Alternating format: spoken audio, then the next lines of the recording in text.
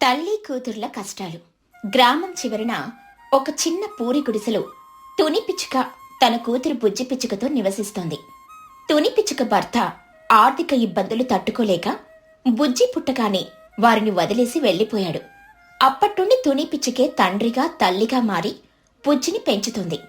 తుని పిచ్చుక గ్రామంలోని ఒక చిన్న హోటల్లో పనిచేస్తుంది. ఉదయం 5 గంటలకే వెళ్లి టీ గ్లాసులు కడగడం, టిఫిన్లు అందించడం, టేబుల్స్ శుభ్రం చేయడం, ఇలా రాత్రి వరకు కష్టపడుతుంది. ఆమె కష్టానికి యజమాని ఇచ్చేది చాలా తక్కువ. అది వాళ్ళిద్దరి కడుపు నింపడానికే సరిపోతుంది. అయినా సరే తుని పిచ్చుక ఎప్పుడూ చిరునవ్వుతోనే ఉంటుంది. హోటల్కొచ్చే కస్టమర్లతో చాలా ఆప్యాయంగా మాట్లాడుతుంది.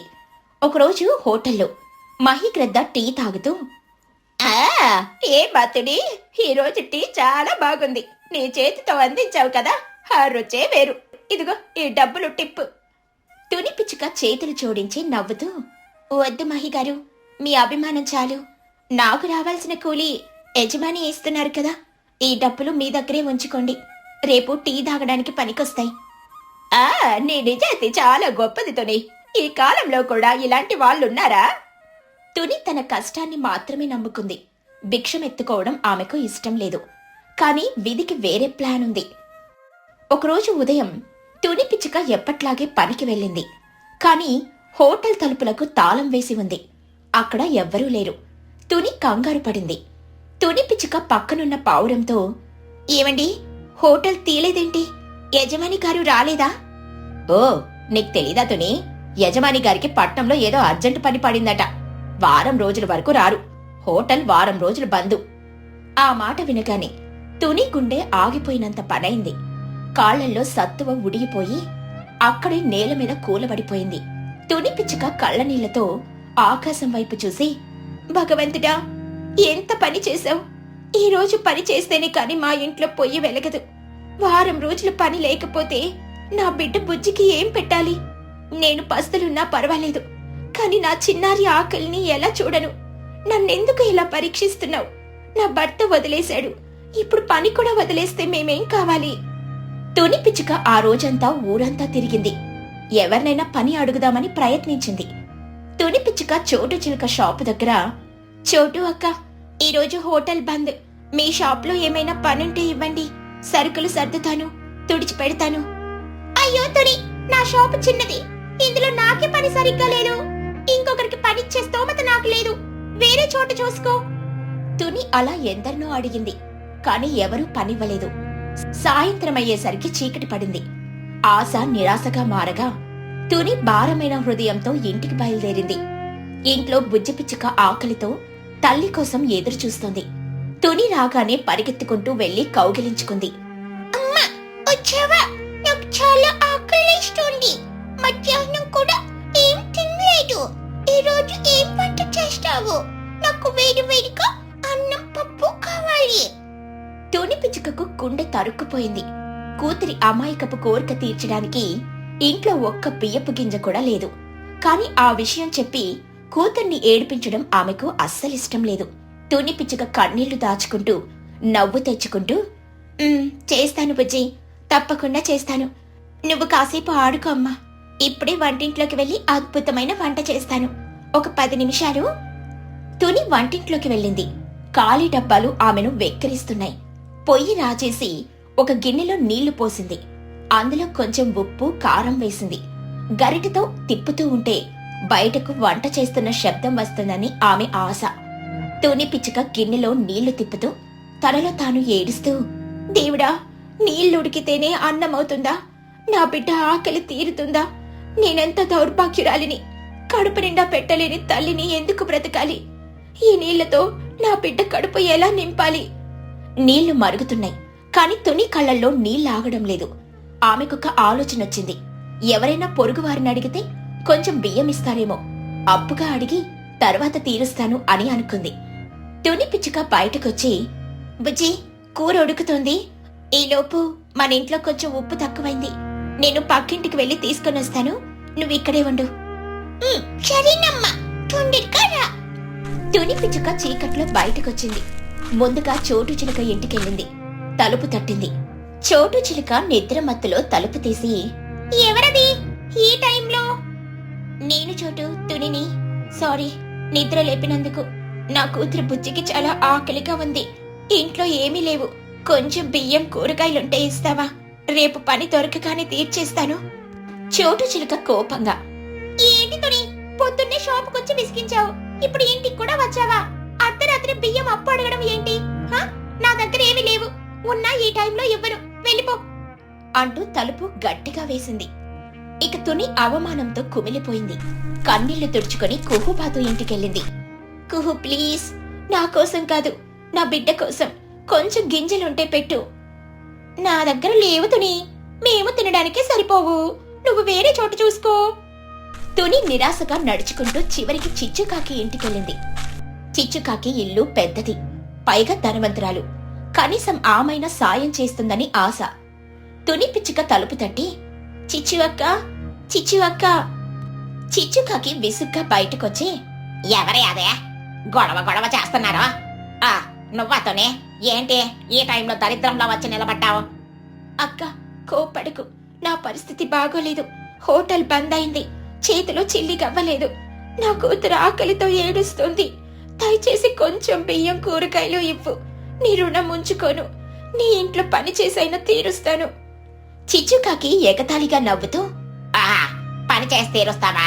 నీ పని నాకు అక్కర్లేదమ్మా. అసలు నీలాంటి దరిద్రపు గొట్ట వాళ్ళు మా ఇంటి ముందుకు రావడం నాకు అస్సలు ఇష్టం లేదు. నీ కూతురు ఆకలితో ఉంటే నేనేం చెయ్యాలి? అది నీ కర్మ, పోయి అడుక్కో. కానీ నా ఇంటి ముందు మాత్రం కాదు. అక్క అలా అడగు, కనీసం మిగిలిపోయిన అన్నం ఉన్నా పెట్టు, నా బిడ్డకు పెడతాను. ఛీ, ఎంత నీచానికి దిగజారవుతావు నువ్వు? నీలాంటి వాళ్ళ వల్ల మా ఊరి పరువు పోతుంది. రేపు మహిగ్రద్దతో చెప్పి నిన్ను నీ కూతుర్ని ఈ ఊరు నుండి గెంటిచ్చేసేలా చేస్తాను చూడు. అప్పుడెక్కడికైనా పోయి బ్రతకండి. ఇప్పుడెక్కడి నుండి పోతావా, లేక కుక్కల్ని పిలవమంటావా? తుని పిచ్చుక భయంతో, అయ్యో అక్క, అంత పని మాత్రం చెయ్యకు. నీ కాళ్ళు మొక్కుతాను. ఈ ఊరు కాకపోతే మాకు దిక్కెవరు? దయచేసి మమ్మల్ని వెళ్ళగొట్టుకు. నేనే వెళ్ళిపోతాను, ఇప్పుడే వెళ్ళిపోతాను. ఇదంతా తుని వెనకాలే వచ్చిన పుజ్జి పిచ్చుక ఒక చెట్టు చాటున దాక్కుని చూస్తుంది. చిచ్చుకాకి తన తల్లిని అంత మాట అంటుంటే, తల్లి కాళ్ల వేళ్ల పడుతుంటే బుజ్జి గుండె పగిలిపోయింది. తల్లి పడుతున్న అవమానం చూసి తట్టుకోలేకపోయింది. చిచ్చుకాకి తలుపు వేసుకుని వెళ్లిపోయింది. తుని పిచ్చుక ఏడుస్తూ నేల మీద కూర్చుంది. బుజ్జి పిచ్చుక పరిగెత్తుకుంటూ తల్లి దగ్గరికెళ్లి, అమ్మా! తుని పిచ్చుక ఉలిక్కిపడి కన్నీళ్లు తుడుచుకుని, బుజ్జి నువ్వా, ఇక్కడికెందుకు వచ్చావు తల్లి? పద ఇంటికి వెళ్దాం. బుజ్జి పిచ్చుక ఏడుస్తూ, అమ్మా ఎందుకమ్మా వాళ్ళని అడుగుతున్నావు? వాళ్ళు నిన్ను తిట్టుంటే నేను చూడలేకపోతున్నాను. ఆ చిచ్చు ఆంటీకి అంత పొగరు ఎందుకు? మన దగ్గర డబ్బు లేకపోతే మనుషులం కాదా? ఏం చెయ్యను బుజ్జి, నీ కడుపు కాలుతుంటే నేను ఆత్మాభిమానం గురించి ఆలోచించగలనా? నీకోసం ఎవరి కాళ్ళనైనా పట్టుకుంటాను. వద్దమ్మా, ఈ ఒక్క రాత్రి తినకపోతే ఏం కాదులే. ఆకలిని భరిస్తాను, కానీ నిన్నిలా చూడలేను. పద ఇంటికి వెళ్దాం, ఆ వేడి నీళ్ళే తాగి పడుకున్నాం. తుని పిచ్చుక కూతుర్ని గుండెలకు హత్తుకుంది. ఎంత మాట అన్నావు తల్లి, నీకు చిన్న వయసులోనే ఇంత పెద్ద కష్టాలొచ్చాయి. అలా ఇద్దరూ ఇంటికెళ్ళి ఆ వేడి నీళ్ళే తాగి కడుపు నింపుకుంటూ నటిస్తూ పడుకున్నారు. కాని ఆ రాత్రి ఇద్దరికీ నిద్ర పట్టలేదు. బుజ్జి పిచ్చుక మనసులో ఒక గట్టి నిర్ణయం తీసుకుంది. నా తల్లి ఇంకెప్పుడు ఎవరి దగ్గర చేయి చాపకూడదు. నేనే ఏదో ఒక చేయాలి. ఇక మరుసటి రోజు ఉదయం తుని పిచ్చుక నిద్ర లేచేసరికి బుజ్జి పిచ్చుక ఇంట్లో లేదు. బుజ్జి పిచ్చుక తెల్లవారుజామునే మార్కెట్ వైపు వెళ్ళింది. అక్కడ బరువులు మోసే వాళ్లను, షాపుల వాళ్లను పని అడగడం మొదలుపెట్టింది. అంకుల్, ఏమైనా పని ఇస్తారా? సరుకులు మోస్తాను, క్లీన్ చేస్తాను. నువ్వా? ఇంత చిన్న పిల్లవే, నీ వల్ల ఏమవుతుంది? పోయి ఆడుకో. బుజ్జిని అందరూ చిన్నపిల్ల అని తిరస్కరించారు. బుజ్జి నిరాశగా ఒక మూల కూర్చునుంది. అప్పుడే అక్కడికి లూసీ పౌరం తన కొత్త కారులో వచ్చాడు. ఆయన తన రైస్ మిల్లులో పని వాళ్లకు ఏదో పని పురమాయిస్తున్నాడు. ఈ రోజు ఈ బస్తాలన్నీ గోడౌన్కి చేరాలి, త్వరగా కానివ్వండి. బుజ్జి పిచ్చుక ధైర్యం చేసి లూసీ దగ్గరకు వెళ్ళింది. నమస్తే అంకుల్, నేను బుజ్జిని, తుని పిచ్చుక కూతుర్ని. లూసీ పౌరం నవ్వుతూ, ఓ తుని కూతురువా, ఏంటిలా వచ్చావు? ఏదైనా చాక్లెట్ కావాలా? కాదంకుల్, నాకు పని కావాలి. లూసీ పౌరం ఆశ్చర్యంగా, పనా? ఈ వయసులో పనేంటి బుజ్జి? స్కూల్ లేదా? బుజ్జి పిచ్చుక కన్నీళ్లతో, మా అమ్మ హోటల్ పని పోయింది అంకుల్. నిన్న రాత్రి మాకు తినడానికి తినలేదు. అమ్మ అందరిళ్ళకు వెళ్ళి అడుక్కుంది. చిచ్చు ఆంటీ అమ్మను చాలా దారుణంగా తిట్టింది. ఊరు నుండి వెళ్ళగొట్టానని అంది. అమ్మ నా కోసం ఏడుస్తోంది. నేను అమ్మకు సాయం చేయాలి అంకుల్. నేను చిన్నదాన్నే కావచ్చు, కానీ కష్టపడ్డాను. అమ్మ కళ్ళల్లో నీళ్లు చూడలేను. ప్లీజ్ అంకుల్, ఏదైనా పని ఇవ్వండి. బుజ్జి మాటలు విన్న లూసీ పావురానికి గుండె కరిగింది. ఇంత చిన్న పిల్లలో తల్లి పట్ల ఇంత ప్రేమ బాధ్యత ఉండడం చూసి ఆశ్చర్యపోయాడు. చిచ్చుకాకి మాటలు గుర్తుకొచ్చి కోపం వచ్చింది. నువ్వు నిజమైన కూతురువి బుజ్జి. తల్లి కష్టాన్ని చూడలేక పని అడుగుతున్నావు చూడు, అక్కడే నువ్వు గెలిచావు. నీలాంటి కూతురు ఉండడం తుని అదృష్టం. నువ్వు బాధపడకో, నీకు పనిస్తాను. నీకే కాదు, మీ అమ్మకు కూడా పనిస్తాను. బుజ్జి పిచ్చుక నమ్మలేనట్లుగా, నిజంగానా అంకుల్? మా అమ్మ కూడానా? అవునవును, నా గోదాంలో మేనేజర్ పోస్ట్ ఖాళీగా ఉంది. మీ అమ్మ నిజాయితీ గురించి నాకు తెలుసులే. ఆవిడ అక్కడ పని చెయ్యొచ్చు. ఇక నువ్వు స్కూల్ తర్వాత వచ్చి మా ఆవులకు గడ్డి వేయడం, నీళ్లు పెట్టడం లాంటి చిన్న పనులు చెయ్యి. నీకు కూడా జీతం ఇస్తాను. బుజ్జి ఆనందానికి అవధులే లేవు. పరిగెత్తుకుంటూ ఇంటికెళ్ళి తునికి విషయం చెప్పింది. తుని కూడా నమ్మలేకపోయింది. ఇద్దరూ కలిసి లూసీ దగ్గరకు వెళ్లారు. లూసీ గారు, మీరు మా పాలిట దేవుళ్లా వచ్చారు. మాకు అన్నం పెడుతున్నారు. నేను కాదమ్మా తుని, నీ కూతురు బుజ్జి నీకు దేవుడిచ్చిన వరం. దాని ధైర్యం వల్లే మీ కష్టాలు తీరాయి. ఇక నుండి మీరు ఎవరికి భయపడాల్సిన పనిలేదు. అప్పట్నుండి తొని పిచ్చుక లూసీ పౌరం గోదాంలో బియ్యం బస్తాల లెక్కలు రాస్తూ మేనేజర్గా బాధ్యత తీసుకుంది. బుజ్జి స్కూల్ నుండి రాగానే ఆవుల దగ్గర పనిచేసేది. ఇద్దరూ కష్టపడి పనిచేస్తూ గౌరవంగా బ్రతకడం మొదలుపెట్టారు. కొన్నాళ్లకు చిచ్చుకాకి ఈ విషయం తెలుసుకుని ఆశ్చర్యపోయింది. తుని ఎప్పుడూ చిచ్చుకాకిని పల్లెత్తు మాట కూడా అనలేదు. కాని తన విజయంతోనే సమాధానం చెప్పింది. తల్లి కూతుర్లు తమ చిన్న గుడిసెను బాగు చేసుకున్నారు. ఇప్పుడు వాళ్ళ ఇంట్లో ఎప్పుడు వేడివేడి అన్నం తింటూ హాయిగా ఉన్నారు. రాత్రి బాగా పొద్దుపోయింది. ఊరంతా నిశ్శబ్దంలో మునిగిపోయింది. టోనీ పిచ్చుక, లూసీ పౌరం ఇద్దరు ఏదో లోతైన విచారంలో మునిగి ఉన్నారు. ఇంతలో వాళ్ళ కళ్ళు పక్కనే ఉన్న చిచ్చుకాకి బంగ్లా మీద పడ్డాయి. తుని, చూడు, ఈ అర్ధరాత్రి చిచ్చుకాకి ఎక్కడికి వెళ్తోంది? చేతిలో కూల్ డ్రింక్స్ బాటిల్స్ ఉన్నాయి. అవును లూసీ, నాకు చాలా అనుమానంగా ఉంది. ఈ మధ్య దాని ప్రవర్తన అస్సలు బాగోలేదు. నా మనసు ఎందుకు కీడు శంకిస్తోంది. పద, తన వెనకాలే వెళ్లి ఏం చేస్తుందో చూద్దాం. టునీ, లూసీ ఇద్దరూ ఎవరికీ కనిపించకుండా చిచ్చుకాకిని అనుసరించారు. అసలు చిచ్చుకాకి వెనక వాళ్ళిద్దరూ ఎందుకు వెళ్లాల్సొచ్చిందో తెలియాలంటే మనం కొంచెం వెనక్కి వెళ్ళాలి. కొన్ని వారాల క్రితం ఒక పెద్ద కుటుంబంలో పుట్టిన మహిగ్రద్ద బాగా చదువుకుంది.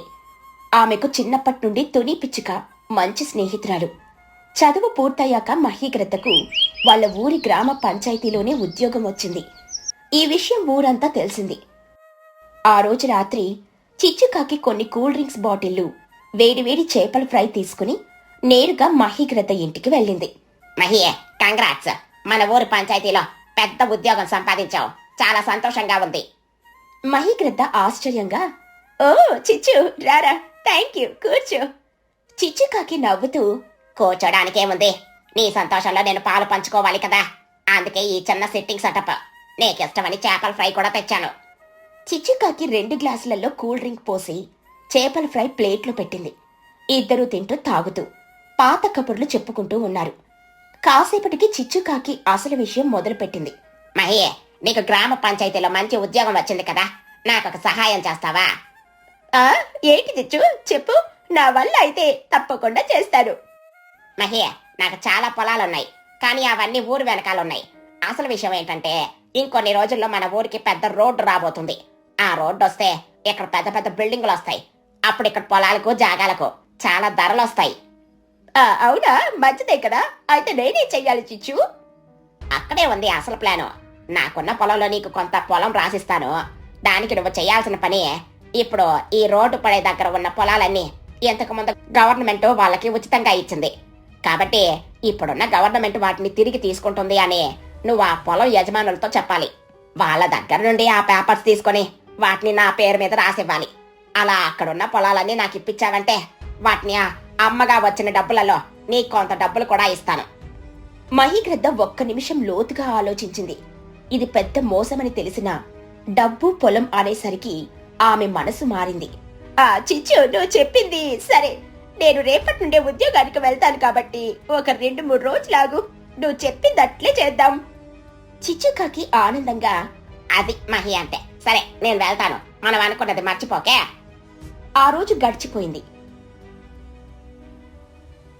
మరుసటి రోజు ఉదయం తుని పిచ్చుక తన ఆవును తీసుకుని పొలానికి వెళ్ళింది. ఆవును గడ్డి ఉన్న వైపు విడిచిపెట్టి తన పొలానికి నీళ్లు పెట్టింది. సాయంత్రం ఆవును తీసుకుని మళ్లీ ఇంటికొచ్చింది. తుని ఇల్లు చిచ్చుకాకి పెద్ద బంగ్లాకు సరిగ్గా ఎదురుగా ఉంటుంది. ఆ పెద్ద బంగ్లా ముందు తన పెంకుటిల్లు ఉండడం చిచ్చుకాకి అస్సలు నచ్చదు. అలా 2-3 రోజులు గడిచాయి. రాత్రి సమయం అందరూ నిద్రపోయాక చిచ్చుకాకి మళ్లీ కూల్ డ్రింక్స్ తీసుకుని మహి ఇంటికెళ్ళింది. ఏంటి చిచ్చు, మళ్ళీ వచ్చావు? నేను ఈ రోజు కూల్ డ్రింక్స్ తాగను, కొంచెం చలిగా ఉంది కదా. చిచ్చుకాకి ఆశగా, సరేలే మహి, అది కాదు. నేను చెప్పిన పని రేపటి నుండి మొదలు పెడతావా? చిచ్చు, నిన్ను కొన్ని రోజులు ఆగమన్నాను కదా, ఇంకా ఆఫీసులో పనులు కూడా సరిగ్గా మొదలవలేదు. చిచ్చుకాకి కోపంగా, నువ్వే కదా 3 రోజుల తర్వాత చూద్దామన్నావు. నేనేదో మాట వరుసకలా అన్నాను చిచ్చు, దయచేసి ఇంకొన్ని రోజులాగు, తొందరపడకు. చిచ్చుకాకి నిరాశగా వెనుతిరిగింది. మరికొన్ని రోజులు గడిచాయి. మహీగ్రద్ద తన అధికారాన్ని ఉపయోగించడం మొదలుపెట్టింది. ఒకరోజు తన అసిస్టెంట్ ని తీసుకుని కుహుబాతు పొలానికి వెళ్ళింది. మహీగ్రద్ద అధికారికంగా, కుహు, ఈ పొలం నీకు ఇంతకు ముందు గవర్నమెంట్ ఉచితంగా ఇచ్చింది కదా. కుహుబాతు భయంగా, అవును మహిగారు, ఏమైంది? ఇప్పుడు ఇంకో గవర్నమెంట్ వచ్చింది. వాళ్ళు ఇంతకు ముందు ఉచితంగా ఇచ్చిన ఈ భూములను వెనక్కి తీసుకోమని చెప్పారు. అందుకని ఈ పొలం పేపర్లు తీసుకురా. కుహుబాతు ఏడుస్తూ, అయ్యో మహిగారు, దయచేసి అలా అనకండి. ఈ పొలమే మాకు జీవనాధారం. దీన్ని తీసుకుంటే మేము రోడ్డున పడతాం. కుహుబాతు ఎంత బ్రతిమలాడినా మహీగ్రద్ద వినలేదు. బలవంతంగా ఆ పొలాన్ని లాక్కుంది.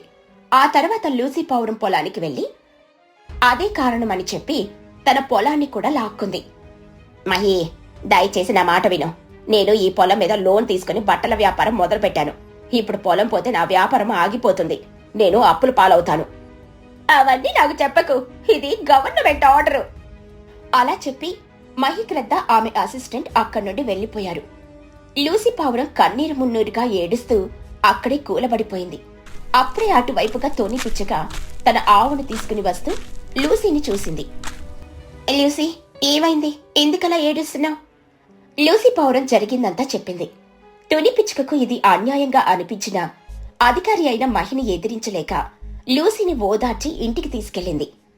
ఆ రోజు రాత్రి చిచ్చుకాకి మళ్లీ కూల్ డ్రింక్స్, చేపల ఫ్రై తీసుకుని మహి ఇంటికి వెళ్ళింది. సబాష్ మహి, ఎంత పని పూర్తి చేశావు. ఇదిగో కుహు, లూసీ పొలాల పేపర్లు నీ పేరు మీద రాసున్నాయి. చిచ్చుకాకి నవ్వుతూ, మహి, ఇదిగా నేనిస్తానన్న పొలం పేపర్లు.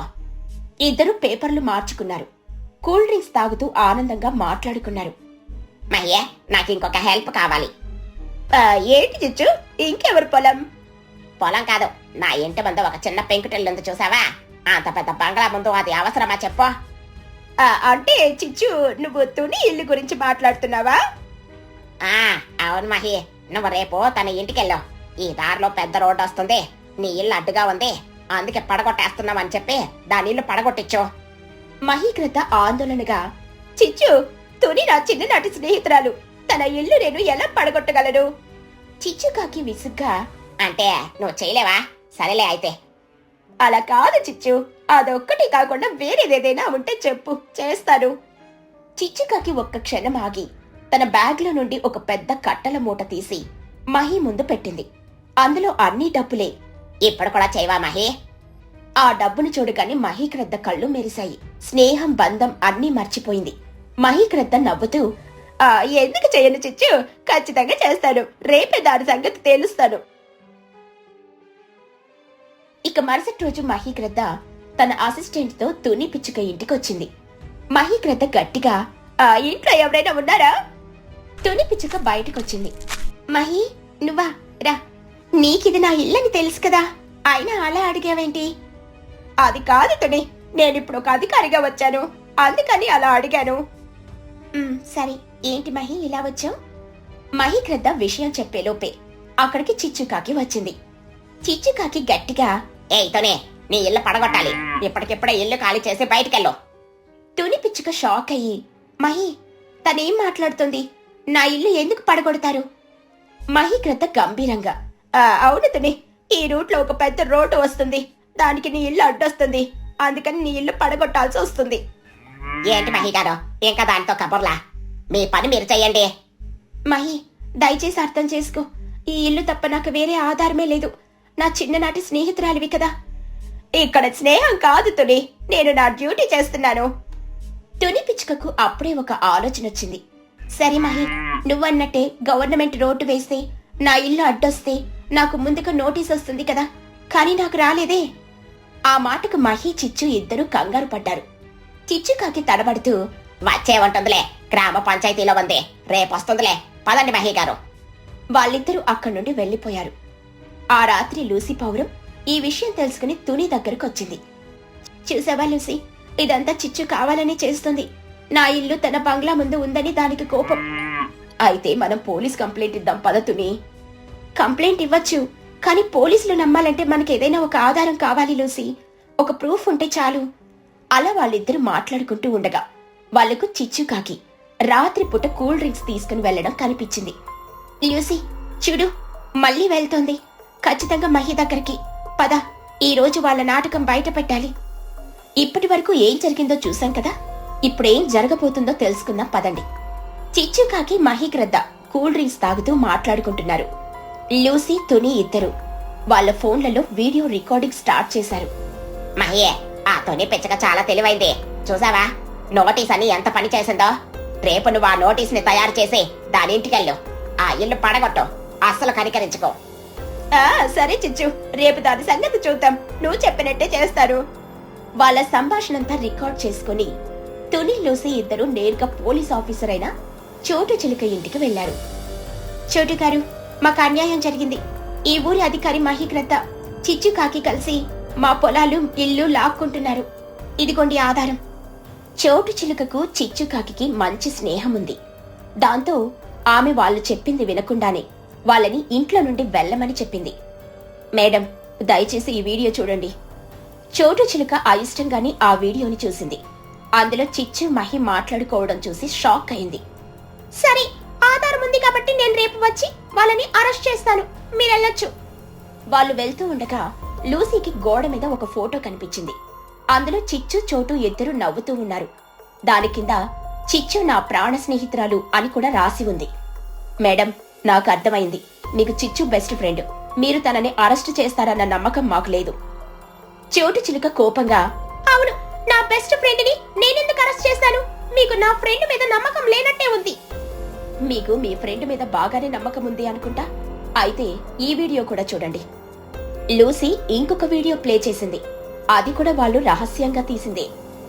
మహి, ఆ చోటు చిలక పొలం కూడా అక్కడే ఉంది, అది కూడా నాకు కావాలి. చిచ్చు, చోటు నీ బెస్ట్ ఫ్రెండ్ కదా, తన పొలం ఎందుకు? ఫ్రెండ్ అయితే ఏంటి, అది పోలీస్ జాబ్ చేస్తూ చాలా డబ్బులు సంపాదించింది, దానికి ఆ పొలం ఎందుకో? నువ్వు అది కూడా నాకు వచ్చేలా చెయ్యి, నీకింకా కొన్ని డబ్బులు ఇస్తాను. సరే చిచ్చు, అదెంత పని. ఆ వీడియో చూసిన చోటు చిలుక రక్తం సలసలా మరిగిపోయింది. చోటు చిలుక కోపంతో ఊగిపోతూ, ఛీ మిత్రద్రోహి, నేను ఎంతగా నమ్మాను. నా పొలమే లాక్కుందామని అనుకుందా? దాని పని ఖచ్చితంగా చెప్తాను. మీరు రేపొద్దున్న రచ్చబండ దగ్గర ఊరి వాళ్ళందరినీ పిలిచి వాళ్ళని నిలదీయండి. నేను అక్కడికొచ్చి వాళ్ళని అరెస్ట్ చేస్తాను. మరుసటి రోజు ఉదయం తుని, లూసీ, కుహు అందరూ కలిసి రచ్చబండ దగ్గరికి వచ్చారు. ఊర్లో వాళ్ళు మహిని, చిచ్చును ఈడ్చుకుంటూ అక్కడికి తీసుకునొచ్చారు. తుని పిచ్చుక వచ్చేటప్పుడు తన ఆవును కూడా వెంట తీసుకుని వచ్చింది. తుని పిచ్చుక, లూసీ కలిసి ఆ వీడియోలను ఊరి వాళ్ళందరికీ చూపించారు. అవినీతి, మోసమంతా చూసి ఊరి వాళ్ళందరూ వాళ్ళిద్దరిని నానా మాటలు తిట్టారు. వాళ్ళ పరువు మొత్తం పోయింది. తుని పిచ్చుక కోపంగా, మీరసలు కడుపుకి అన్నం తింటున్నారా, లేక ఇక్కడ ఆ ఆవు ఉంది చూసారా, దాని పెండ తింటున్నారా? సిగ్గులేని బతుకులు, అందరి పొలాలు లాక్కుందామని అనుకుంటున్నారా? అప్పుడే అక్కడికి చోటు చిలుక పోలీస్ కారులో వచ్చింది. తన స్నేహితురాలిని చూసి చిచ్చుకాకి కొంచెం ధైర్యం వచ్చింది. చోట చూడ, వీళ్ళందరూ కావాలని మా మీద లేనిపోనివన్నీ చెప్పి మమ్మల్ని నిలదీస్తున్నారు.